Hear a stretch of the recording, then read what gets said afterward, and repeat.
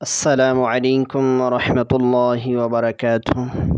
আশা করি সকলে ভালো আছেন। আমিও আলহামদুলিল্লাহ ভালো আছি আপনাদের দোয়ায়।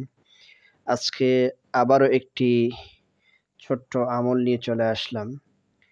আমলটি হচ্ছে যাদের অর্ধেক মাথা ব্যথা হয়ে থাকে, অর্থাৎ আধকপালি মাথা ব্যথা যাদের রয়েছে, এই অর্ধকপালি মাথা ব্যথার প্রথম নম্বর আমল সম্পর্কে আলোচনা করব। তো তার আগে আমি আপনাদেরকে অনুরোধ করব, যদি আমার চ্যানেলটি ভালো লেগে থাকে, আমার এই ভিডিওগুলি যদি ভালো লেগে থাকে, তাহলে চ্যানেলটিকে দয়া করে সাবস্ক্রাইব করবেন, যাতে করে নতুন নতুন কোনো দোয়া আমলগুলি আপনাদের কাছে সর্বপ্রথম পৌঁছে যায়। তো এখন প্রথম আমলে আসা যাক। সর্বপ্রথম আমল হচ্ছে, যাদের অর্ধেক মাথা ব্যথা রয়েছে তারা সর্বপ্রথম ছোট্ট একটি কাপড় নিয়ে জাফরান কালি দিয়ে সূরা আহজাবের ৫৭ নম্বর আয়াতটি লিখতে হবে। লিখে সেই কাপড়টি মাথায় বেঁধে রাখতে হবে।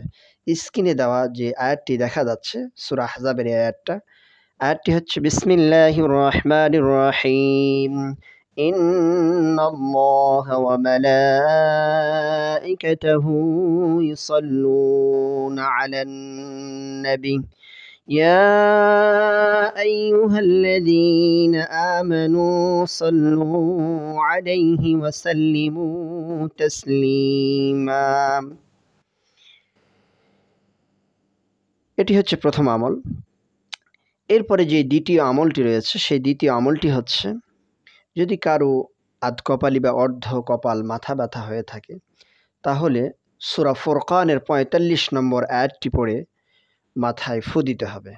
আয়াতটি পড়ার আগে ৩ বার দরুদ শরীফ এবং পরে ৩ বার দরুদ শরীফ পড়েই ফু দিতে হবে। আয়াতটি হচ্ছে বিসমিল্লাহির রহমানির রহিম, আলাম তারা ইলা রাব্বিকা কাইফা মাদ্দা যিল্লা ওয়ালাউ শাআ লাজআলাহু সাকিনা।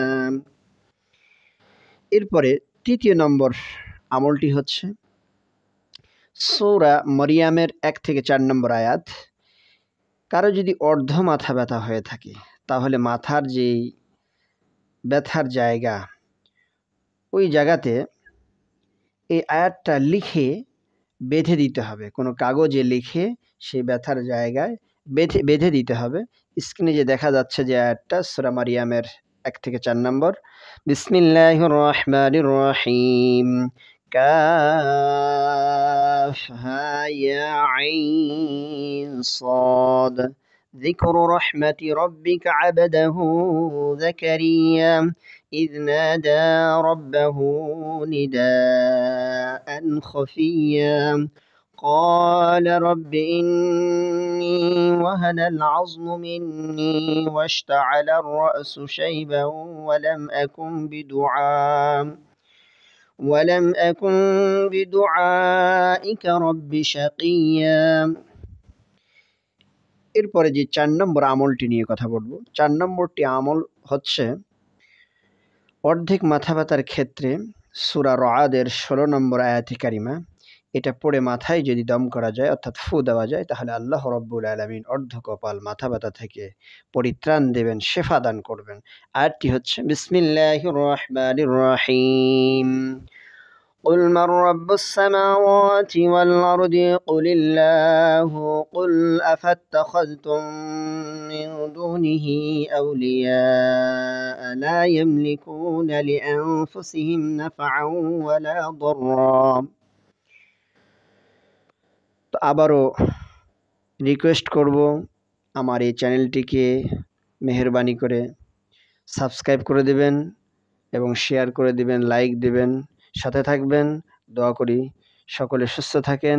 আবার অন্য কোনো ভিডিও নিয়ে দেখা হবে। আসসালামু আলাইকুম ওয়া রাহমাতুল্লাহি ওয়া বারাকাতুহু।